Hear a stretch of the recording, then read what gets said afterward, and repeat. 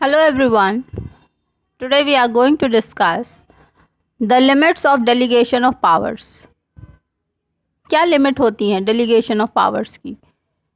And we have also to state the powers which cannot be delegated by the legislature to the executive.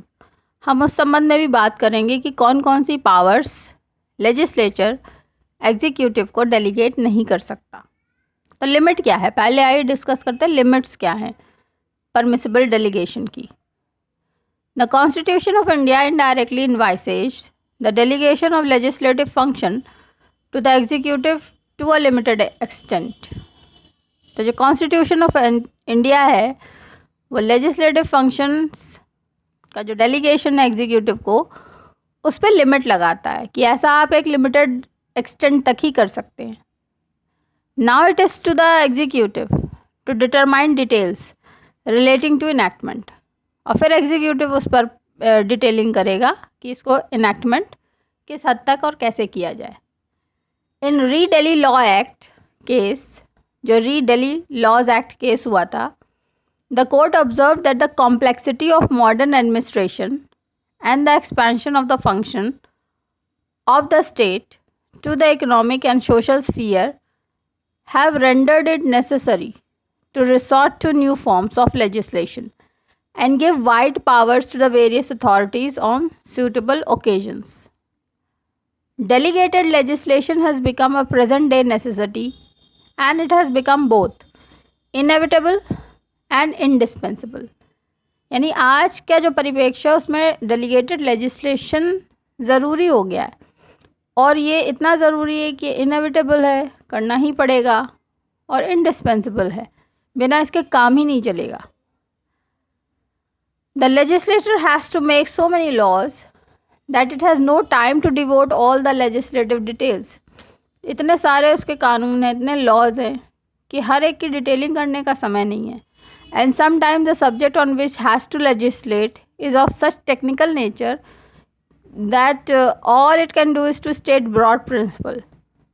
तो कभी कभी तो इतना technical होता है हर लॉ जिस पे काम करना है कि केवल उसकी मोटा मोटी आउटलाइन तो दे देता है, उसकी डिटेलिंग और एक्सपर्ट ओपिनियन लेने के लिए फिर उस चीज़ को डेलीगेट कर दिया जाता है कि उसको ठीक से डिटेलिंग की जा सके एग्जीक्यूटिव्स के द्वारा.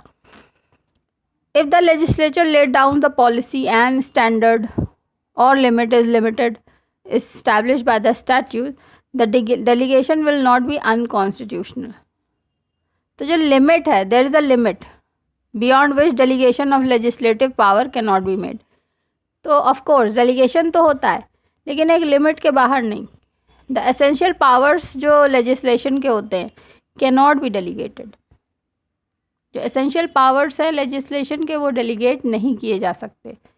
The essential legislative power consist in the determination और choice of the legislative policy. Policy क्या है, इसकी चॉइस को डेलीगेट नहीं कर सकते. एंड फॉर्मली इनैक्टमेंट उसका जो है पॉलिसी का वो भी बाइंडिंग होता है कंडक्ट के अकॉर्डेंस में, उसको भी डेलीगेट नहीं कर सकते कि आप चाहें जैसे भी इसको करवा लीजिए. The legislator can not delegate the function of laying down the legislative policy. तो लेजिस्लेटिव पॉलिसी का इनैक्टमेंट फंक्शन ये सब आप डेलीगेट नहीं कर सकते. In case of Gwalior rayon mills Manufactured Limited versus Assistant Commissioner of Sales Tax and others, it was held that legislature in conferring power upon the authority to make subordinate or ancillary legislation must lay down policies, principles or standard for the guidance. तो ये 3-4 चीज़ें तो lay down करनी ही पड़ेगी कि policy क्या हो, principal क्या हो, स्टैंडर्ड जो है वो क्या होने चाहिए, गाइड ये स्टैंडर्ड गाइडिंग प्रिंसिपल क्या होने चाहिए. इतना तो आप डेलीगेट नहीं कर सकते, इतना तो आपको करके देना ही होगा. जो री दिल्ली लॉज एक्ट केस हुआ था, supreme court observe that power can validly be delegated to the executive authority as its discretion to apply without modification. तो बिना मॉडिफाई किए अप्लाई करना है. The whole of the Central Act already in existence in any part of India under the legislative way of the centre to the new area. जब central का act किसी नए area पे लागू होता है तो उसको as it is without any modification